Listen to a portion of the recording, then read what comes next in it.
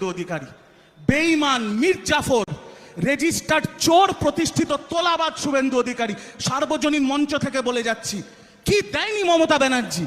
সাংসদ, পরে মন্ত্রী, বাবা সাংসদ, ভাই সাংসদ, এক ভাই কোঅপারেটিভের চেয়ারম্যান, ভাইয়ের বউ চেয়ারম্যান, পারলে বাড়ির ল্যাবরেটরটাকেও কাউন্সিলর করে নেয়। তারপরে ইডি সিবিআই এর থেকে নিজের পিঠ বাঁচাতে মমতা ব্যানার্জির পিঠে ছুরি মেরে এখন বিজেপি হয়েছ। আর বড় সনাতনী হয়েছ, তুমি বড় সনাতনী হয়েছ।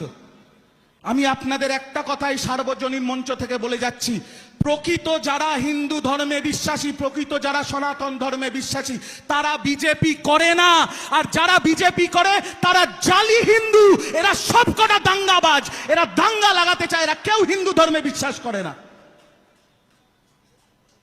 হিন্দু মুসলিম ভাই ভাই, এটা কাজী নজরুলের বাংলা, এটা রবি ঠাকুরের বাংলা, এটা মমতা ব্যানার্জির বাংলা।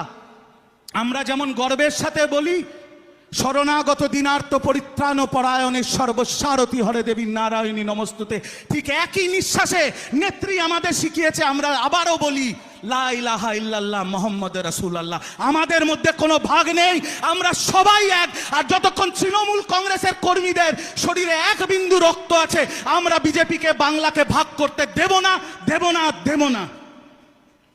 আর আপনাদের একটা কথা বলি,